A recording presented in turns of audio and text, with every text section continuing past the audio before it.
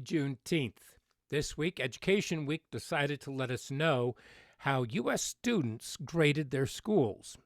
And here's the report. Now, it's only a sampling of about 2,000 students. But I think that gives us a decent snapshot. And for those of you who say 2,000 students out of how many students? Well, let's be frank. You accept the number of maybe 1,100 or 1,200 people in a survey who will represent the millions of people in your metro area for different surveys that they take. So let's just think about what this is, because I think it provides us with a good indicator and gives us some room for discussion and maybe some room for improvement. And these students were grades 5 through 12. So let's take a look and see what they have to say. So if students could rate their schools, what grade would they give them? The polling firm Gallup asked students just that. The result, a B- for U.S. schools. That's the average from more than 2,000 responses from 5th through 12th graders surveyed at the end of the recently completed 22-23 school year. Gallup surveyed the students from a representative sample of adults. While schools got a passing grade overall, students say there is room for improvement, especially when it comes to supporting their mental health, making them excited to learn, and preparing them for potential careers. Good things for us to be thinking about, because if we're not making students excited to learn, then what are we doing? And that is not actually our job to just force them to learn. We have to find the relevancy. We have to find the aspects that are going to tickle their fancy to get it down there. Now, true, sometimes you can lead a horse to water, but you can't make them drink. That's an old adage. If somebody's insulted by that, get over it. But think about what it is that we do in the classrooms. How innovative are you? How fresh are the ideas that you're presenting to the students? And how much fun can they have with it? Are there some structures that maybe you can add to the classroom that might actually generate more excitement? These are things for you to think about, especially while you're on your summer break. And I know most of you are probably just trying to finish out the year and not think about next year.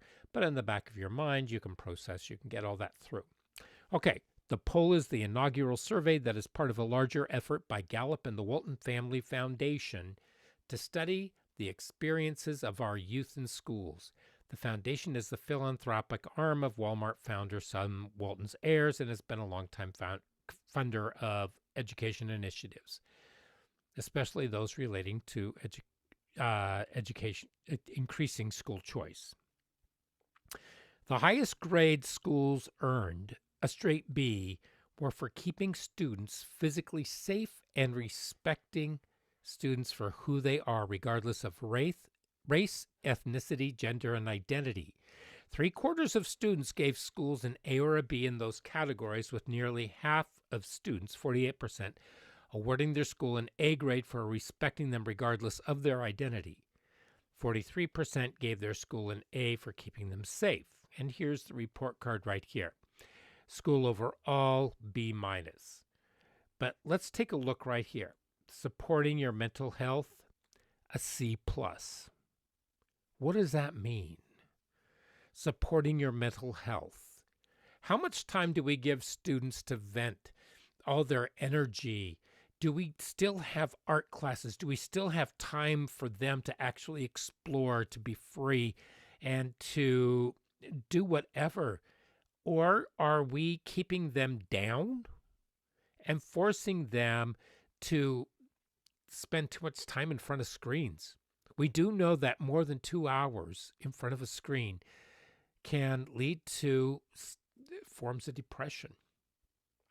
So, or maybe it's 3, but still, even an hour and a half, or combining that over the period of a 6-7 hour day, how much time? Teachers don't get it because teachers probably aren't on their screens all that much.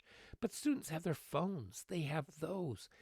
What are you doing in order to help students interact with each other? How are you helping them try to figure things out outside the box where they don't need their phones, where they can't Google or use Chat GPT or something like that, where they're not having to write everything on their computer, going old school, as it were? Sometimes that can help make students feel better about what it is that they do. And yeah, it's hard because you have to sever that weird umbilical cord that seems to have grown. There's a Dean Koontz book where the computers and the people sort of merge, and I think maybe psychically that's kind of happening. Okay, so preparing for your future, they give schools a B minus. So perhaps we can start looking at what are the prospects, what can students do for their future, but teaching you in ways that adapt to your unique learning needs. And this is going to be a sore spot because we're talking about where with alternative education, as I said in yesterday's podcast, sometimes you have 20 different styles going on in the classroom at once, and you have to adapt to each one of those. And it doesn't mean a heavy adaptation where you're going to put them each in a box. Don't put your kids in a box. Figure out what each kid needs, and you can tweak according. It's not difficult unless you overwhelm yourself.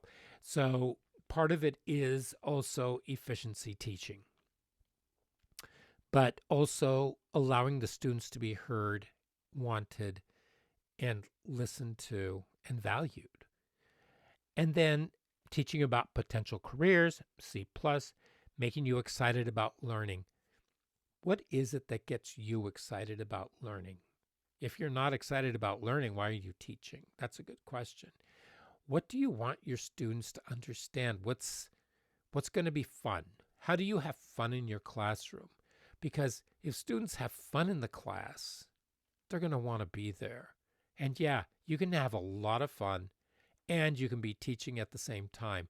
In fact, students that play and practice via play learn a skill much faster and much quicker. That's the same thing, right? They learn it better than if they practice it over and over and over again. So think about that. Okay? Okay, so the high water mark. The research highlights just how different the educational experience is for each student. For example, only a third of Black students gave their school an A for respecting who you are, regardless of your race, ethnicity, gender, and identity, compared with 53% of Hispanic students and 50% of white students. That's a big gap. Why is that? Students who earned good grades were also far more likely to give their school an A rating for making them feel included than students with struggling grades. Why is it that we tend to coddle the good students and we tend to shy away from, and I don't know, what do we do with those other students? These are all great questions, aren't they? So let's take a look at your mental health, adapting to students' needs, and teaching about potential careers and make them excited about learning. So think about how you can make small tweaks, because I know that every teacher out there has their own unique teaching style, just like every student has their own learning style. So if we can talk about that, if we can look at different careers and figuring things out without adding to our plates, because they are so humongous right now and they are so overwhelming. And many of you have to go to school this summer or do something. And so you still have that burden. And some of you are still going to be teaching throughout the summer. So consider these as you do whatever it is that you do and you start preparing for the fall. because the reason why we're there is to help students feel included, to make them want to be there so we can have a successful future for them. Well, that's all I have for you today. I hope to see you soon again. Bye bye.